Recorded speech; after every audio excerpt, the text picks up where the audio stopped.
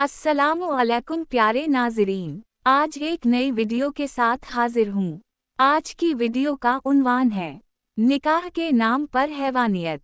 ये एक air hostess की कहानी है जो कि उसी की ज़बान से पेश खिदमत है। मेरा ताल्लुक़ पाकिस्तान के सूबा पंजाब से है।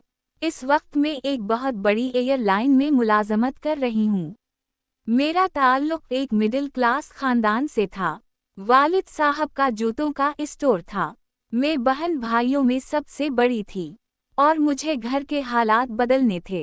ग्रेजुएशन के बाद एक अजीज़ ने बताया कि एयर होस्टेस की कुछ सीट्स हैं, अगर तुम ज्वाइन करना चाहो। मैंने हाँ कह दी। घर वालों ने भी इजाज़त दे दी। इब्तिदा ही मैं एक करियो मेंबर को मुझसे मोहब्बत हो गई। इसने कहा कि वो शादी करना चाहता है, मगर अभी वक्त लगेगा। हम एक दूसरे के साथ वक्त गुजारने लगे। उस वक्त मुझ में इतनी अक्ल नहीं थी कि फ़र्क समझ पाती। हम जहाँ जाते, इकट्ठे होते, साथ रहते, घूमते फिरते। वक्त के साथ मुझे एहसास होने लगा कि वो मेरे साथ सिर्फ वक्त गुजार रहा है। मैं पीछे हटना चाहती थी। वालिदैन ने मेरे लिए रिश्ते देखने शुरू किए, मगर कोई भी पढ़ा लिखा अच्छा लड़का एयर होस्टेस से शादी के लिए तैयार नहीं था। मुझे यूँ महसूस होने लगा जैसे मैं एयर होस्टेस नहीं बल्कि तवाइफ बिन गई हूँ। लोग मुझे इज्जत की निगाह से नहीं देखते थे।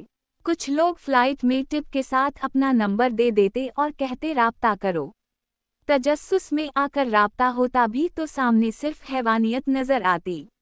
रूह का साथी कहीं नहीं मिलता था। दिल मुसलसल परेशान रहता। अल्लाह ने उम्रे की सआदत अता की तो मैंने सब कुछ उसके सुपरद कर दिया। इसके बाद जो भी यकीन दिलाता वो झूठ लगता।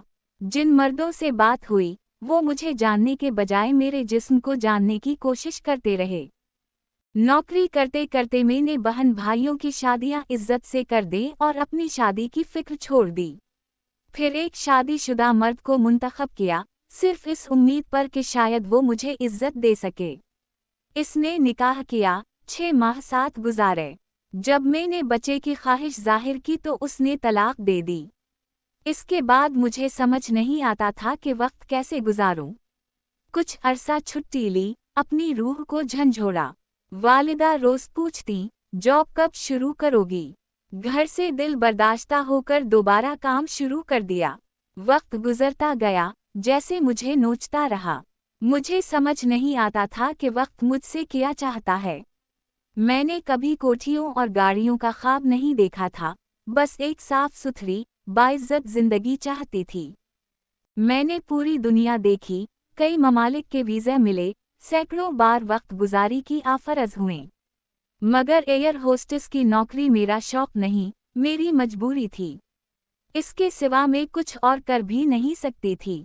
मक्का में मौजूद एक पाकिस्तानी बिजनेसमैन ने मुझे निकाह की पेशकश की। मैंने सोचा, मक्का में रहता है, अल्लाह का बंदा होगा, अल्लाह से डरता होगा।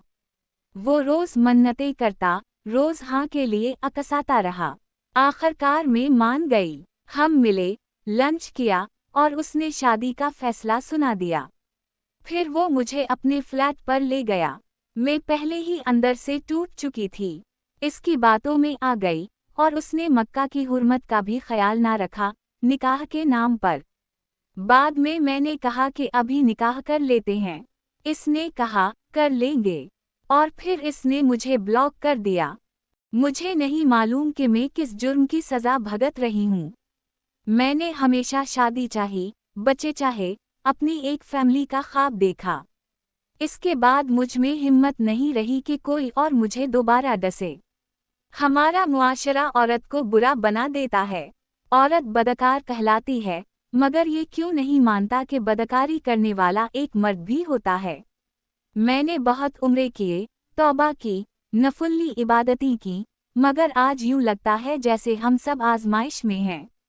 मेरे पास मर्द की हैवानियत के लिए अब अल्फाज नहीं बचे। बस इतना कहूँगी कि किसी बेबस के साथ खेल कर वक्ती लज़ात हासिल करने वाले ये बात याद रखें, ये एक ऐसी कीमत है जो ज़रूर अदा करनी पड़ती है। औरत निकाह चाहती है, मगर मर्द अक्सर किसी एक औरत का साथ नहीं दे पाता। इसे हर रोज नई औरत चाहिए होती है।